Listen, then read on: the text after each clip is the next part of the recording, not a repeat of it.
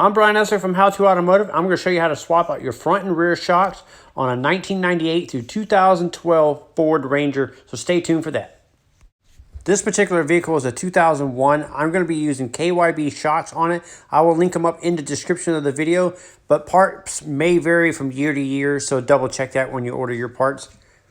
So as you can see here on this vehicle, these shocks are severely blown out, and because of that, they cause additional damage. So the sway bar link-ins here, bushings have detonated on it as well. We're going to swap these out. Here are the part numbers that I'm using on this particular vehicle. Like I said, part numbers may vary from year to year. A lot of people are intimidated by doing this because of the spring here, but because it has an upper and a lower control arm sandwiching the spring with a spindle in between, there is no issue of the spring popping out once you remove the shock, so it's safe to do this at home yourself. So we're going to get started by jacking the vehicle up. If you're doing this at home, use floor jacks and jack stands and jack it up over here by the frame and lift the front wheels off the ground. You want the suspension hanging at full droop. Then you can go ahead and remove the front wheels. Once you got the front wheels removed, right here on the top of the shock here is a 15mm bolt. And if you're lucky, you'll be able to crack it free and spin it loose. I'm using an extra long ratcheting wrench here. A lot of times the shock will spin on you, and there's a couple things you can do. They have a special socket that's designed to fit over the top of the shock here. Most likely you probably will not have this, but if you do happen to have it, this is how you do it. If you don't, alternative is to use vice grips. So you can go ahead and crack the bolt free using your vice grips or the socket that holds the top of the shock and spin this off.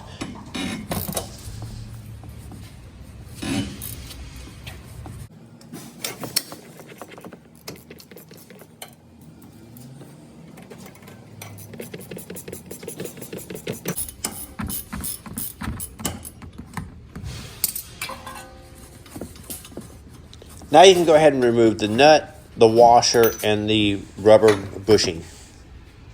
So I'm doing this job like most of you would be doing this at home on the ground, just to demonstrate how easy it is that you can do it. So now we're going to go underneath the control arm with a 13mm socket and an impact tool, or by hand, remove the 2 bolts on the bottom of the shock.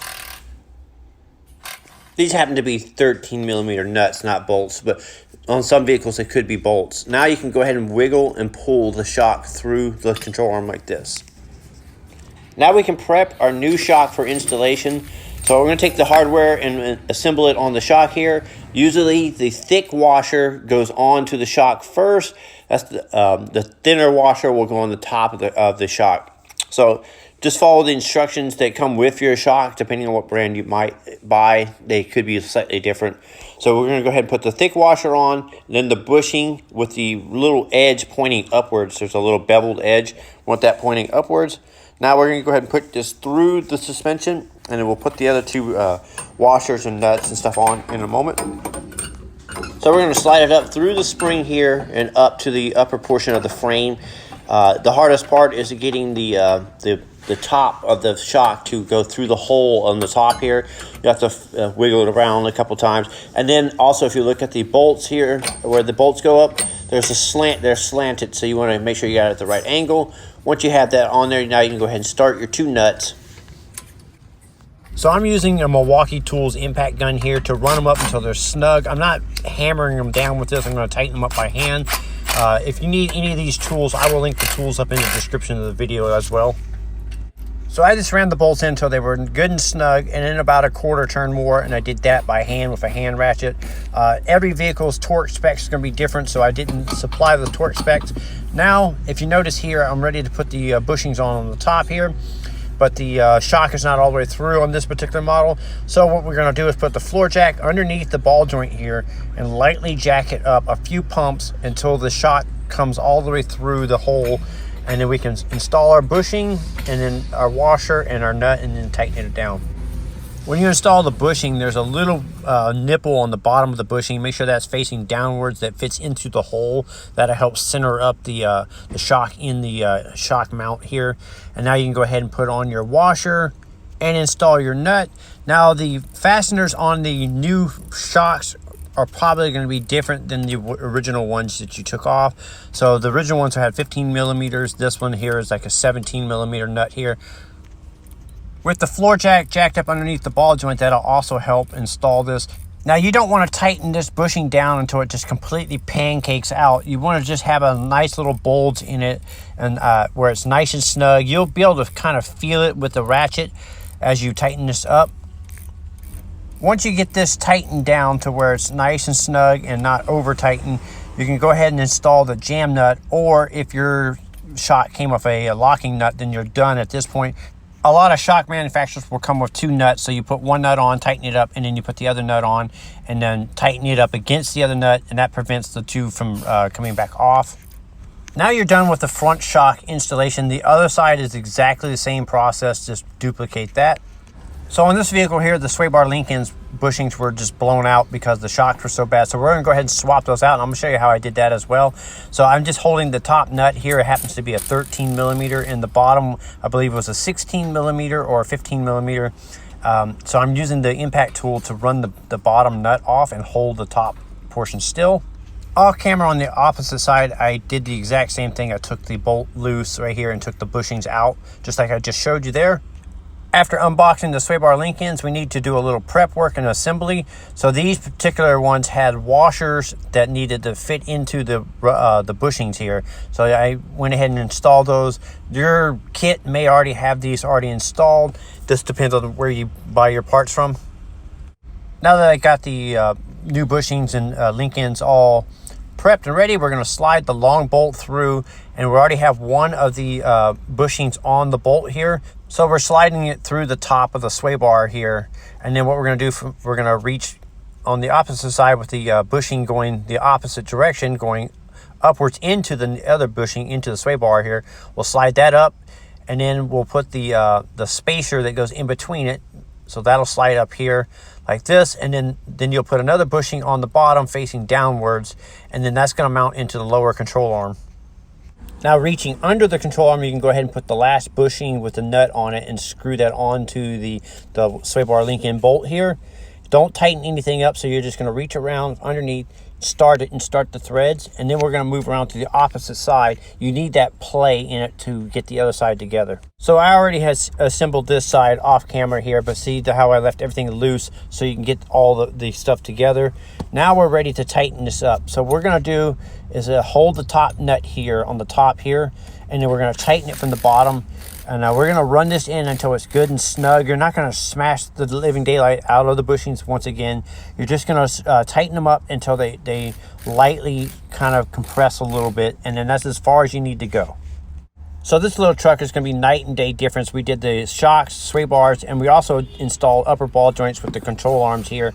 I did not show that in this video, but this thing is going to drive so much nicer. But all that damage came due to bad shocks in the first place. Now that we're done with the front suspension, we can go ahead and put the wheels back on and torque the lug nuts. Now, every year, make and model is going to be slightly different between aluminum wheels, steel wheels, so I recommend you looking up the torque specs for yourselves. On this particular one, it was set at 100 foot-pounds, so we're going to go ahead and torque those down.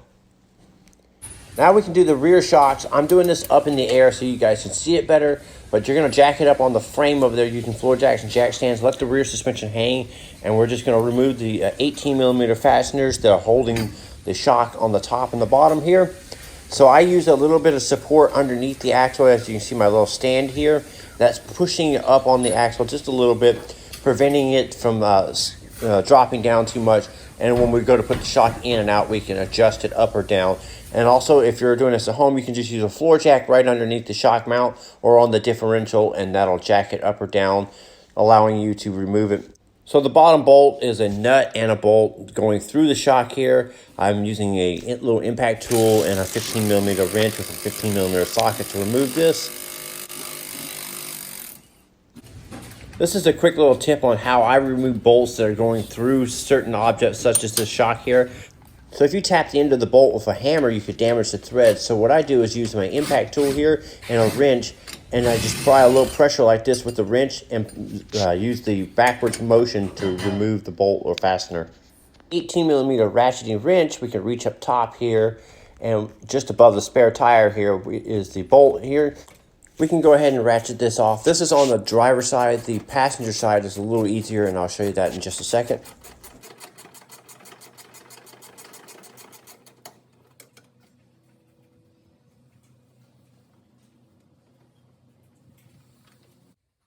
Now you can wiggle the shock kind of side to side and push it off the mount. So we're going to quickly prep the new shock to go in, and the only thing you need to do is have a little bit of silicone-based grease here, and then you're going to put it in the top bushing here, and then that'll prevent the bushing from squeaking and also help it slide onto the post easier. Now we can just slide it on here, and once we get it slide on here, we're going to just start the nut, and we're not going to tighten it down just yet. We're going to start it just so it doesn't come back off, and then we're going to install the lower mount.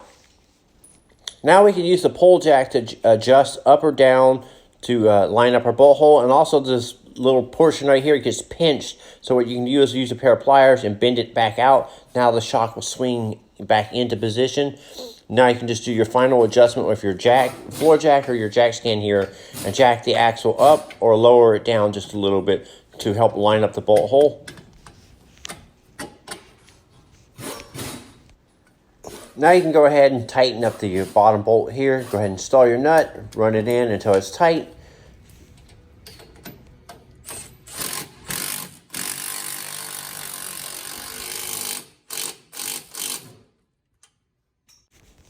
Now you can reach up top and go ahead and tighten up the bolt on the top of the shock. After you get that tightened up, this shock is pretty much done. Now we can move over to the opposite side. So you're going to duplicate the exact same process on the opposite side of the vehicle. The only difference between the passenger and driver side is the shock faces forward towards the front of the vehicle. On the passenger side and on the driver side, it faces rearwards towards the bumper. So now you're just going to duplicate the same exact process. So here is the after bounce test. As you can see, it's a huge difference.